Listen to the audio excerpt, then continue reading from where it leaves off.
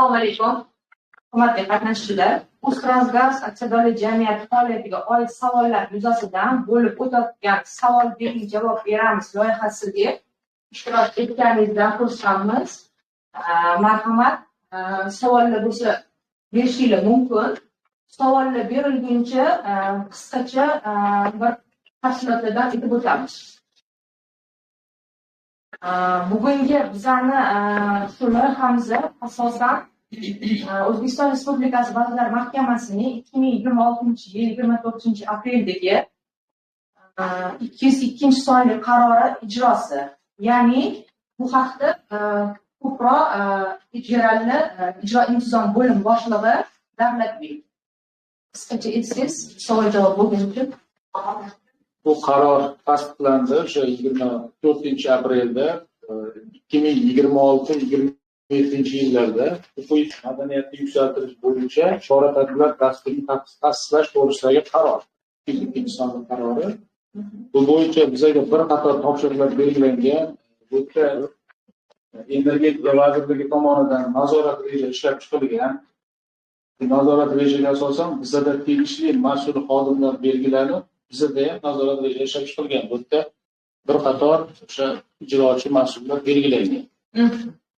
Ya'ni asosiy maqsadi bu qarorni nimadan iborat? Huquqiy savodxonlikni oshirish hamda compliance yuridik bo'lim murojaatlar bo'yicha qisqacha ma'lumotlar beriladi.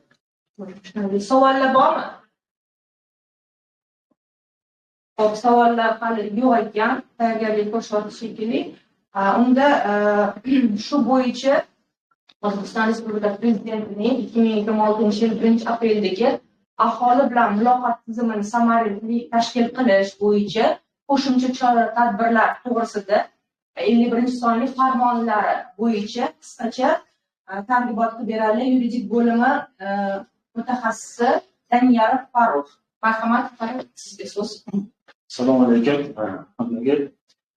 Asosiy bu farmon bo'yicha gapiradigan bo'lsak, avvalo bu farmonni qabul qilinishidan maqsad aholi bilan davlat organlari o'rtasidagi muloqotni samaradorligini oshirish, keyin bundan tashqari xalq qabulxonalarini yagona vertikal tizimida ishlashini ta'minlash va xalq qabulxonalarini takomillashtirish. Shu bilan birga xalq qabulxonalari bilan mahalliy erkinligi, davlat organlari va tashkilotlarini o'zaro hamkorlikda ishlashini ta'minlash, murojaatlarni yuzaga ko'rilishini oldini olish, samarali ish faoliyatini o'rnatish.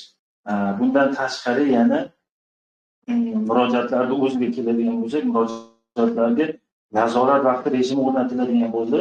O'sha bu birinchi mayda adashmasam kuchga kirib amalda o'sha tatbiq etilib mexanizm boshlandi. Buni mazmun mohiyati shuki, agar murojaatni ko'rib chiquvchilar o'z vaqtida murojaatni ko'rib chiqishni buzsa, muddatlarda ko'rib chiqilishini ta'minlamasa, murojaat avtomatik tarzda yuqori turuvchi organga o'zi o'tib ketadi.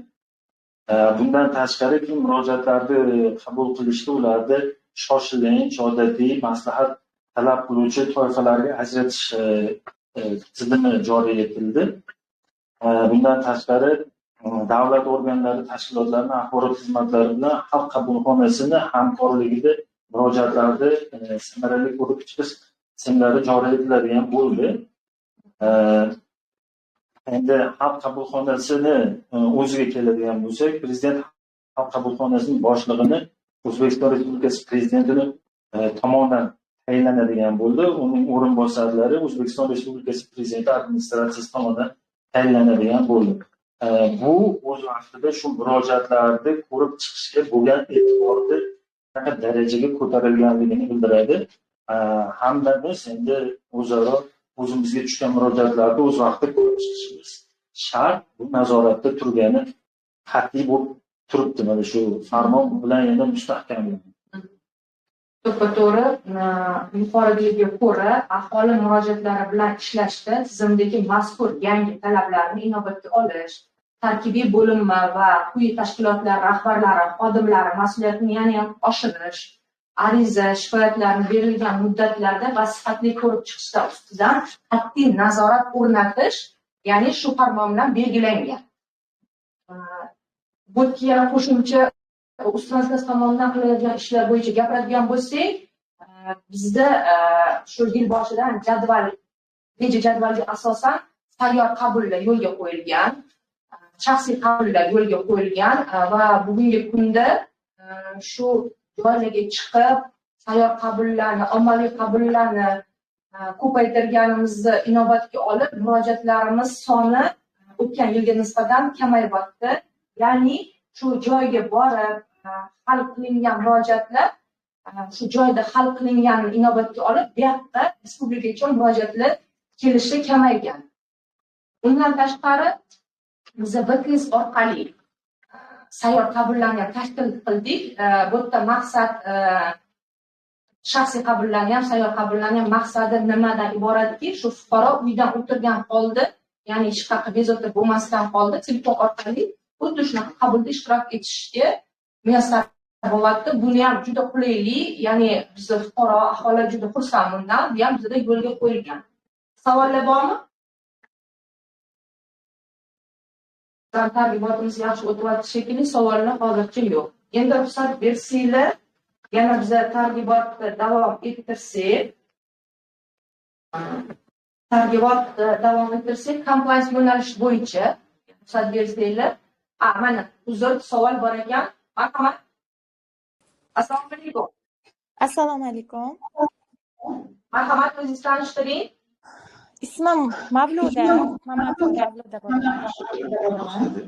Mavludaxon. Hozirgi kunda o'qituvchi bo'lib ishlayman.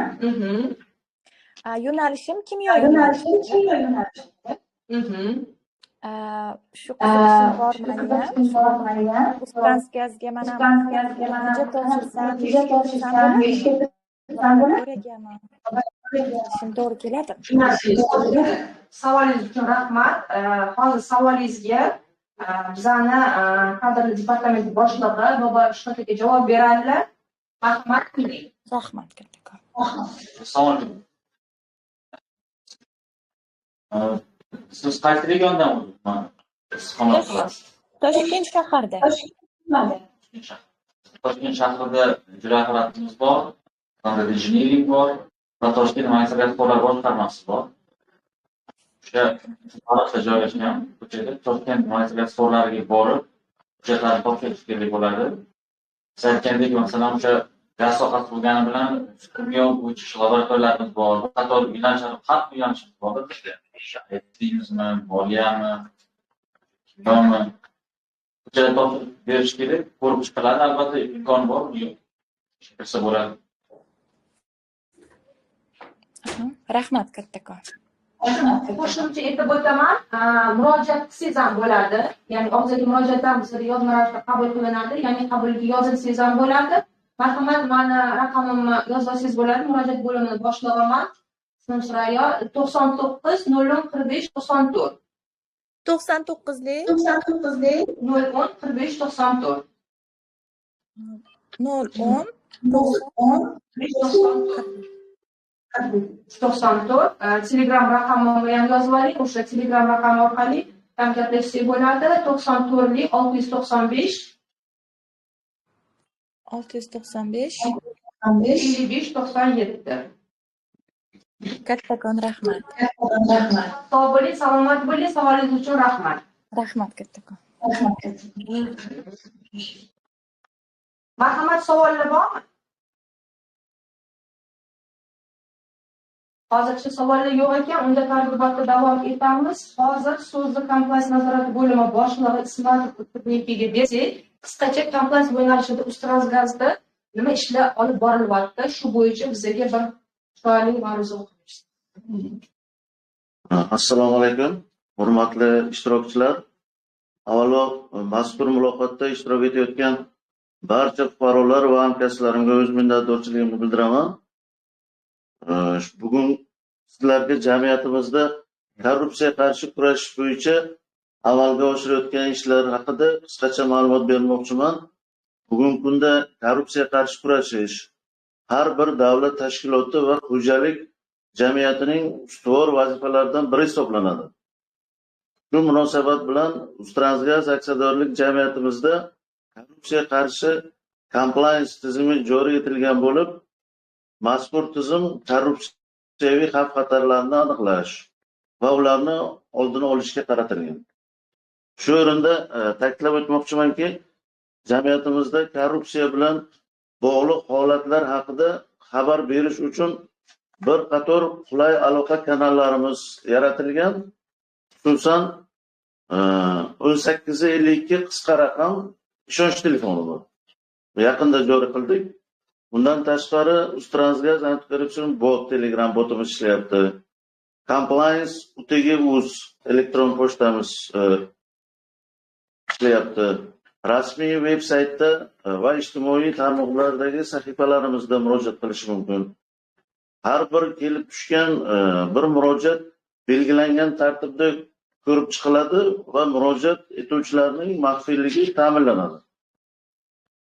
Hurmatli ishtirokchilar, korrupsiyaga qarshi kurashish faqat bir bo'lim vazifasi emas, avvalambor bu barchamizning umumiy mas'uliyatimizdir.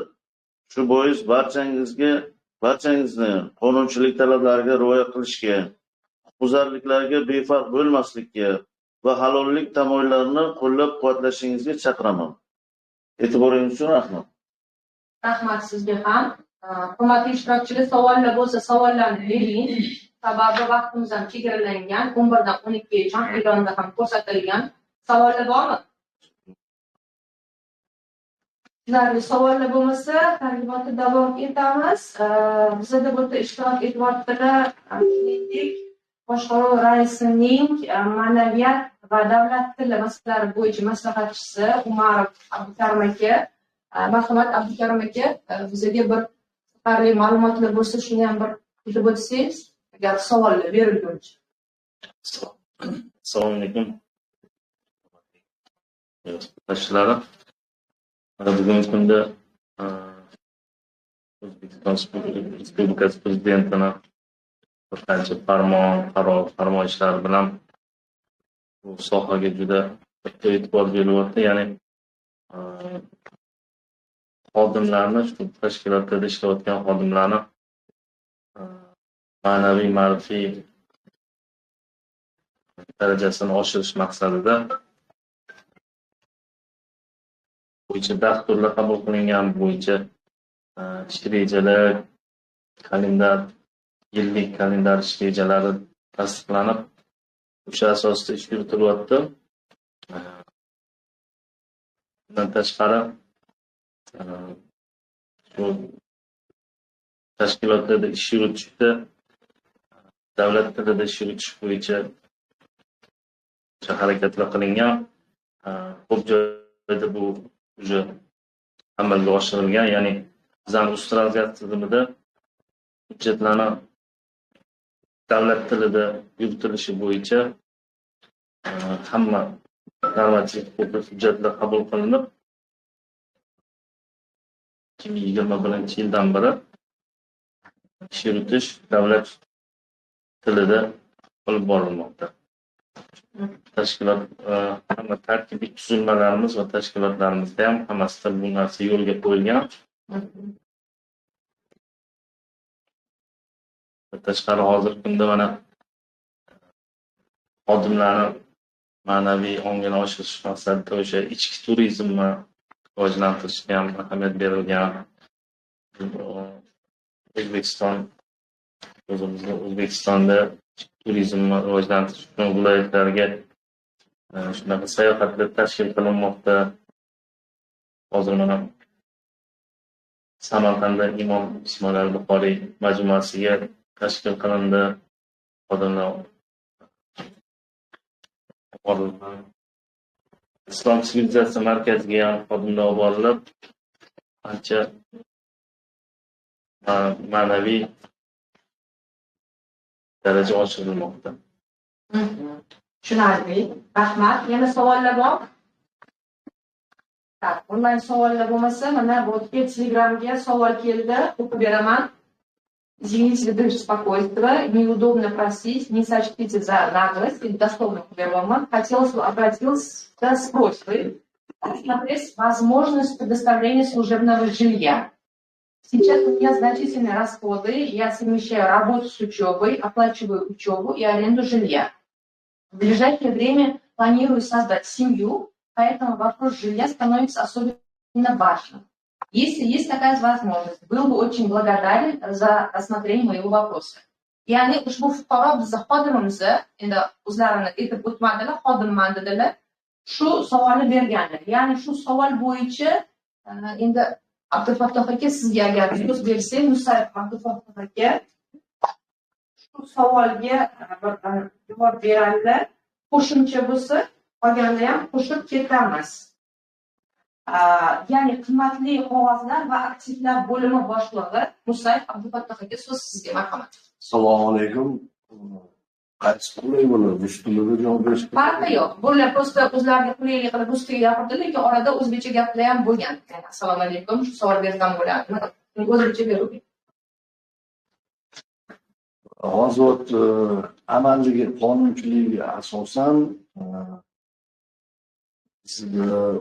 iqtidorli jamiyati xodimlarga joy ta'minotini to'g'ridan to'g'ri amalga oshirish imkoniyatiga ega emas. Endi bizlarda sistemada operator uylari bor. Ular bo'yicha hali Vazirlar Mahkamasining qarori loyihasi bor, lekin hali tasdiqlanmagan.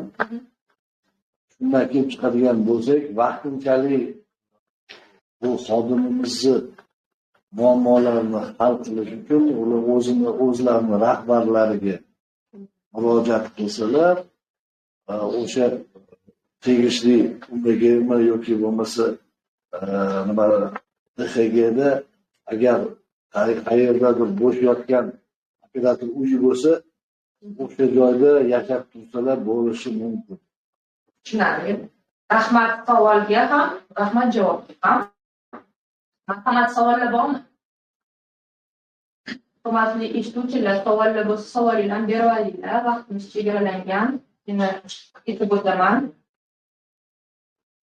Targ'ibotni davom etsak, agar ruxsat bersanglar, energetika bo'limi boshlig'i yo'ldoshi Sarvar akaga so'z bersam, Sarvar aka, sizdan iltimos quyoshli panellar bo'yicha endi savollar, bo'lib turadigan savollardan inobatga olib men so'z beryapman. Moderator sifatida menga quyoshli panellar bo'yicha bizda savollar bo'lardi. Endi asosiy savol o'zimizning xodimlardan bo'ladi. Qanaqa? Uzr, savol bor ekan. Buni qaytamiz. Marhamat, assalomu alaykum.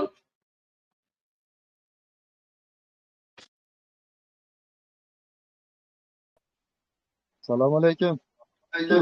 O'zingizni tanishtiring. Shohjahon. Labbi eshitamiz. Hozir bu tashkilotlarda qisqartirish bo'lyapti-ku. Aha. Shu qisqartirishda ma'lumotga qarab olib qolinadimi yoki stajga qarab olib qolinadimi? Yana bir marta qaytarib oling savolingizni. Hozir tashkilotlarda qisqartirish ketilyapti-ku. Aha. Ma'lumotga qarab olib qolinadimi ishchi xodim, ish stajiga qarab olib qolinadimi? Bo'ldi, tushunarli savolingiz. Savolingizga personal boshqarish departamenti boshlig'i va boshqalarga hozir javob beradi. Marhamat, tinglang. Assalomu alaykum. Qaysi tashkilotda ishlaysiz? Qoraman.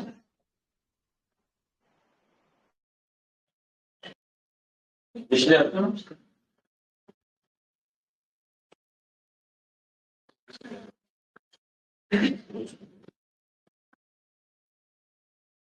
Shohjahon, eshityapsizmi? Mayli, oddiy fuqaro qabul qilaylik. Savollarni kiritmoqchi edim. Fan qonunchiligida bir qator imtiyozlar berilgan. Har bir holatda alohida ko'rib chiqish kerak bo'ladi. Agar birinchi bir obyekt qaraydigan bo'lsak, o'sha xodimni ish staji agar savol ko'ndalang qo'yadigan bo'lsak, chunki ma'lumoti ishlatilgan payti ko'rilgan bo'ladi. Ma'lumotdan qat'iy nazar qaysidir lavozimga agar o'sha ishchi xodim bo'lsa, lavozim ma'lumot umuman kerak emas bo'lishi birinchidan. Agar ma'lumot kerak bo'ladigan bo'lsa, ish kirganda qaysi sababga ko'ra kirib bo'lgan ish. Hozir gap bo'shatishda bo'lganda birinchi o'ringa stajga qaraladi. Ishlaganda umuman hozir qanaqadir islomiy jazo tortilganmi yo'q. Pensiya yoshiga yaqinlashib qolganmi yo'q. Oilaviy sharoiti. Bir qator ko'rsatish uchun qarab, o'shandan xulosa qilinadi, ya'ni komissiya yig'ilib, ko'rib chiqib, har bir holatni alohida ko'rib chiqadi. O'shancha to'lamoqchi bo'lganim aniqlik kiritadi. Tizimdanmikan yo fuqarolardanmi? O'rtacha ma'lumot mana shunaqa. Shohidaxon, o'rtacha ma'lumotni eshitdingiz degan umiddaman. Chunki bu yoqda hozir onlayn bo'lib ko'rinmayapsiz. Agar qo'shimcha bir savolingiz bo'lsa, bering. Bo'lmasa, mana qisqacha sizga shuni tushuntirib berdilar. Bo'ldi, rahmat. Savolingiz uchun rahmat sizga. Marhamat, davom etamiz. Savollar bormi yana? Savollar hali bo'lmayotgan bo'lsa, yana qaytamiz. Sarvar aka, sizga so'z qisqacha guruhlar panellar bo'yicha tushuntirib bersangiz. Assalomu alaykum hammaga, hurmatli fuqarolar.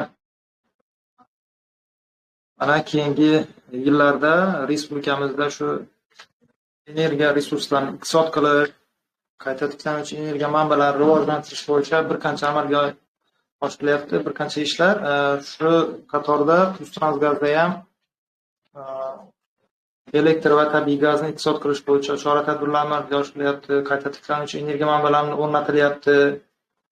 Shuningdek, mana rahbariyat tomonidan ham Transgaz sohasida faoliyat ko'rsatayotgan xodimlarni qo'llab-quvvatlash hamda bu shu xonadoniga shu elektr va gazni iqtisod qilishda ko'maklashish maqsadida 2025-yil 24-martda 37-sonli buyruq chiqqan.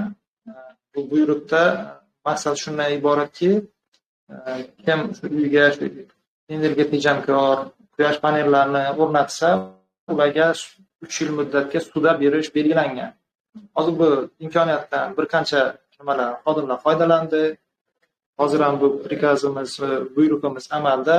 O'sha nimadan kelib chiqib, moliyaviy imkoniyatdan kelib chiqib, joylarda har bir tashkilotlarni shu boshqarmalarni o'zlari ko'rib chiqib, Transgazga ro'yxatlarni beryapti. Shu tartib bilan pul ajratilyapti. Rahmat. Chiroyli tushuntirib berdingiz. Haqiqatdan biz xodimlar ham ko'p foydalangan, shu qatorda men ham foydalanganman. Bunaqa imkoniyat uchun rahmat. Fursat ham keldi, buni minnatdorchilik bildirishga. Savollarga o'tamiz.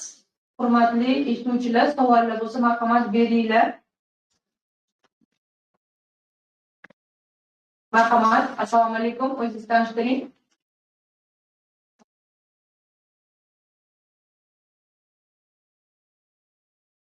Assalomu alaykum.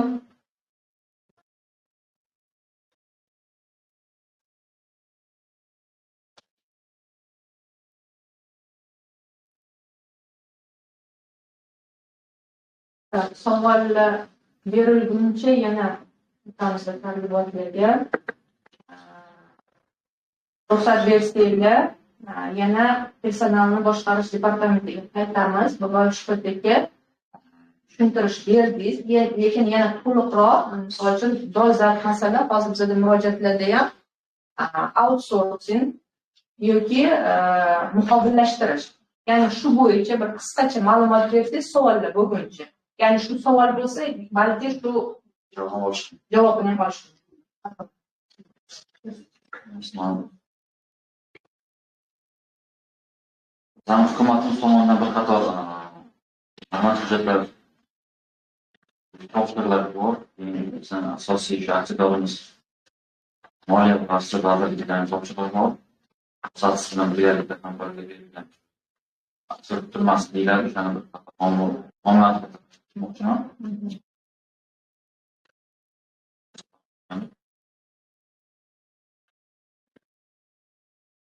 O'zbekiston Respublikasi Moliya vazirligining 5-yildagi turmasi bor. O'shanda ijro apparatiga 100 nafar degan, ya'ni 40% atrofida va tizim tashkilotlariga 15% qisqartirish topshirig'i bo'lgan.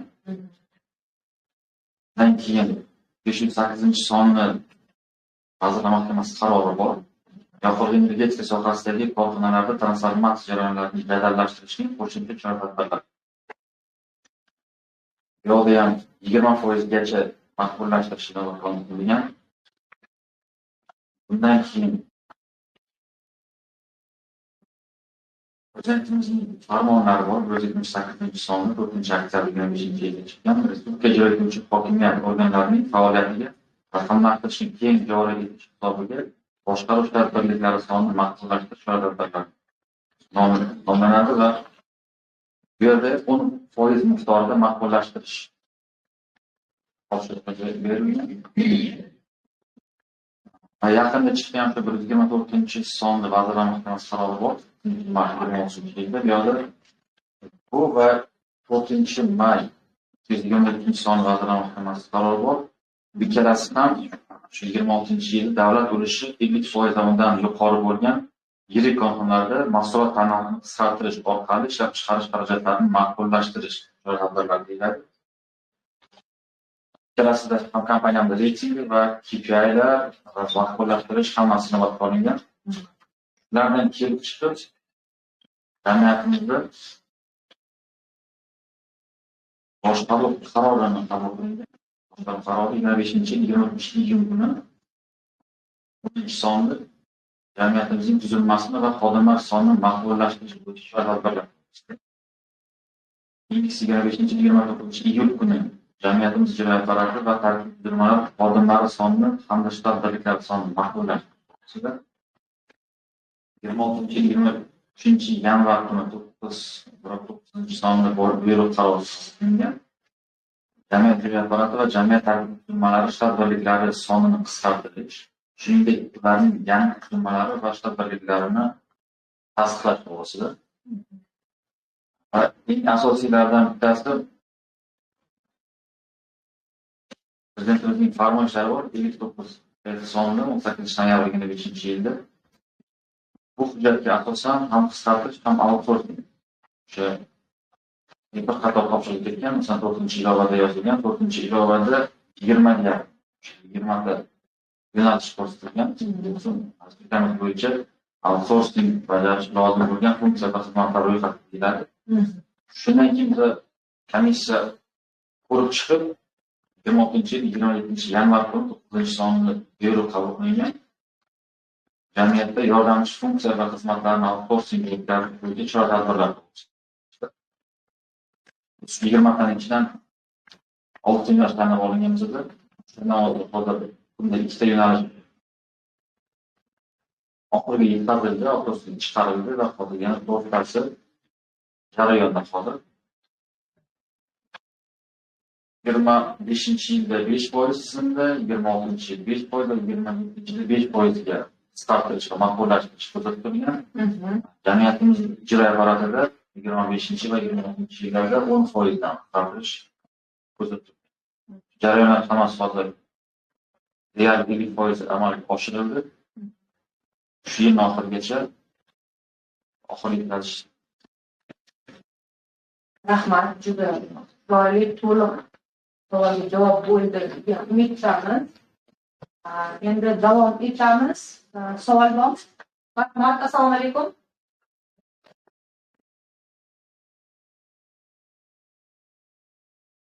Assalomu alaykum. Assalomu alaykum. Marhamatingizni tanishtiring, savolingizni bering. Meni ismim Jamshid. Translyatsiyaga hozir yaqinda qo'shildim. Xo'p, sizlarga savolim bor edi. Tavsiyanoma orqali men Toshkent davlat texnika universitetiga o'qib qabul qilingan edim. Hozir 4-kursni bitirib 5-kursga o'tdim. Transgaz ichki tartib qoidasi bo'yicha men hozir o'zim mutaxassisligim bo'yicha ishga kira olamanmi? O'qishni bitirmasdan turib yo yo'qmi? Tushunarli savol uchun rahmat. Marhamat, savolga personal boshqarish departamenti boshlig'i Boboyev shuhratga javob beradilar. Eshiting. Assalomu alaykum. Statsionomani jamiyatimizdan olganmiz. Tushunmadim. Tavsiyanoma deyapsiz-ku, tavsiyanoma. Aha. Tavsiyanoma orqali tushuntirgan, to'g'rimi? Aka, anaqa internet yaxshi bo'lmayapti. Tavsiyanoma orqali o'qishga kirganman. 1 yil qoldi o'qishim tugashiga. Tavsiyanomani kim bergan? Qaysi tashkilot olgan? Toshkent magistral gaz quvurlar boshqarmasidan olganman. Hozir kunda ishlayapsizmi yo bo'shagansiz? Yo, ishlayapman. Tavsiyanoma orqali kirirsam bo'ladimi so'radingiz o'shanga?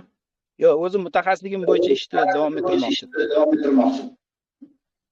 Siz hozir ishlab turibsiz, tavsiyanomani olgansiz, o'qish bitirgandan keyin o'zingiz o'qiyotgan yo'nalish bo'yicha ishlamoqchisiz, to'g'rimi? Ha, ishni bitirmasdan turib ishlasa bo'ladimi? Transgaz ichki tartib qoidasi bo'yicha deb so'rayotgan edim. O'qishim tugashiga 1 yil qoldi-da. Qarang, bir qator yo'nalishlar bor, o'sha lavozimlar bor. Oliy ta'lim o'sha diplom masalan, oliy ma'lumot shart emas, talab qilinmaydigan lavozimlar bor, lekin siz agar bunaqa savol qo'yayotgan bo'lsangiz, oliy ma'lumotni yo'nalish tanlagan bo'lasiz. Bu degani unga ishlab bo'lmaydi bu yo'nalishda. Agar lavozim ko'rish kerak. Agar injener lavozim bo'lsa, mumkin emas. Chunki oliy ma'lumotni olmagunga qadar oliy ma'lumoti bor deb hisoblanmaydi. O'qishda degan narsa yo'qdi. Yoki oliy ma'lumot bo'lishi kerak yoki bo'lmasligi kerak.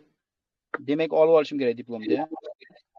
Diplom qo'lingizga olmagancha diplomni olib kelmaganingizgacha diplom bor deb hisoblanmaydi-da.